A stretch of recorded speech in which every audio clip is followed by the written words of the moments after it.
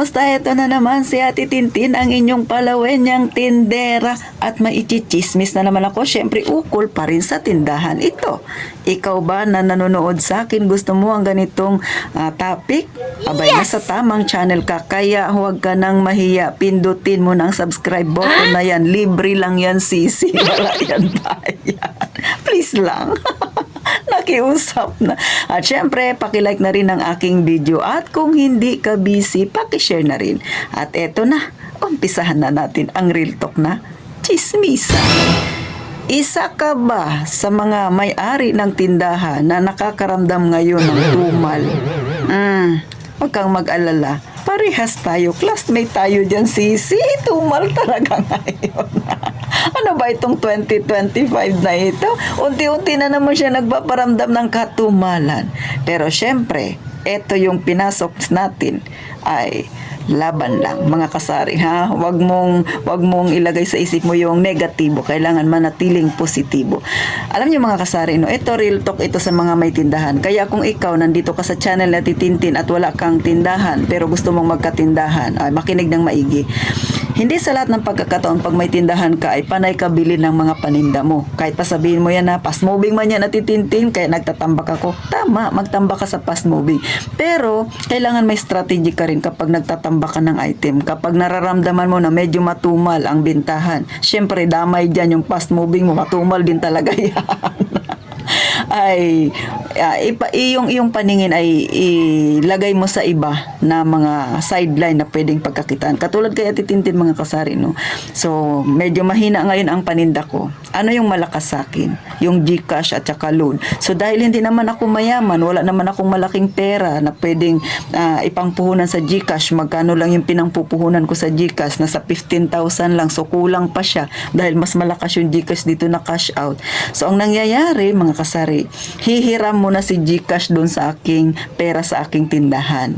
Kasi nga, mahina ngayon yung tindahan eh. Alam nga naman, itenga ko lang dyan yung pera ng tindahan ko. So, mga kasari, hindi ako namimili muna ngayon araw-araw. Dati, na-share ko sa inyo na araw-araw namimili sa Titintin. Kasi nga, nung time na nagkalakasan. Pero pagka medyo mahina talaga ay pinagpapaliban ko muna yung pamimili ko. Kasi nakakahinayang sa ipambabayad mo, ipapamasahe mo, di ba, mga kasari. Tapos marami kang bibilhin, lalo ngayon matumal, so nakatenga lang. So doon muna tayo ulit mag-focus doon sa ating mabentang sideline o gaya ng GCash. So yung ginagawa ko, hinihiram ko muna yung pera ni tindahan. Hihiramin muna ni GCash. At kapag kailangan na ni tindahan, syempre, ibabalik naman yan ni GCash. Kaya pag namimili ako, yung GCash ko naman ang pinangbabayad ko. So, ganun lang mga kasari ang labanan. Ito, totoo lang ako sa inyo. Kasi wala naman akong malaking halaga. Sa totoo lang, yung 15K na yan, kulang pa yan mga kasari. Sa dami nang nagpapa-cash out sa akin. So, minsan, talagang sagad-sagad na si Titintin, tinuturo ko na doon sa kabilang tindahan. Wala na akong pera kasi. Kaya pag nangyayari yan sa akin mga kasari ay meron akong pinupuntahan na tindahan na naka-cash out din pero 1% lang kasi doon. So, napipilitan akong pumunta doon. Pero sayang pa rin, di ba? Kahit sabihin na naka-cash out. At pag malaki kasi pinapa-cash out ko doon sa kanya ay yung 1% na yun ay mas mababa pa. So, ang nangyayari, nagiging hati kami. Pero bihirang-bihira naman yan mangyari kay Ate Tintin. As much as possible, mga kasari, ginagawan ko ng paraan. So, yun na yung pamamaraan ko. Nahihiramin muna ni GCash yung pera ni tindahan. Ikaw ba na may tindahan? Nakulang din sa puhunan na kagaya na kay Ate Tintin. Nangyayari din ba yan sa iyo?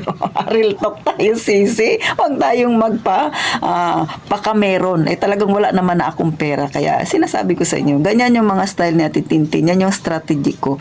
At maliban pa dyan, syempre, ay meron pa naman tayong natitirang mga stock sa ating paninda. Kaya lang, syempre, tansyahin din natin na aabot pa yan ng ilang araw. Kung aabot pa ng ilang araw, saka na ako mamimili. Kasi nga, kung bibili ako kaagad ngayon, tapos may magpapajika sa akin, wala akong mapapahiram, sayang, di ba? Nakastock lang yung paninda mo dyan, matumal ngayon, mas kailangan ng GCash. So, doon muna tayo kay GCash. So, ganun lang mga kasari.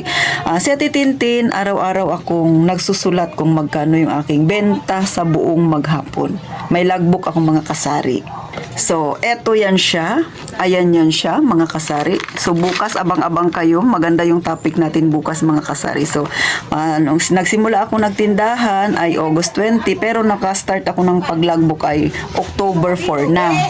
So, ano man yung aking benta, mababa man yan ay sinusulat yan ni Ate Tintin, mga kasari. Nakasulat yan dyan. So, pakita ko lang yan ang ebidensya ko na yan.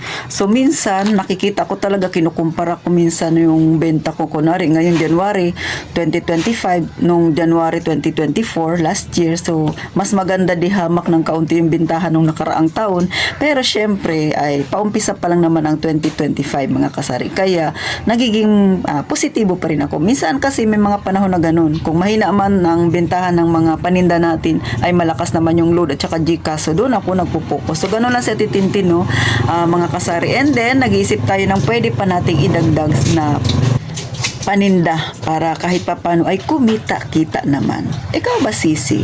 Ano naman ang kwento ng iyong tindahan? Kagaya ka rin ba sa akin, mga kasari, na nanghihiram muna minsan si GCash ng puhunan kay tindahan? Kahit kasi nga, hindi maiiwasan. Kaya hindi naman tayo mayaman na maraming pera na ipangpupuhunan. So tayo ay paikot-ikot lang. So hanggang dito na lang si Ate Tintin. Kinikwento ko lang sa inyo yung mga kasari. Yung realidad talaga ng isang may tindahan na medyo struggle din minsan sa pangpuhunan sa kanyang sideline.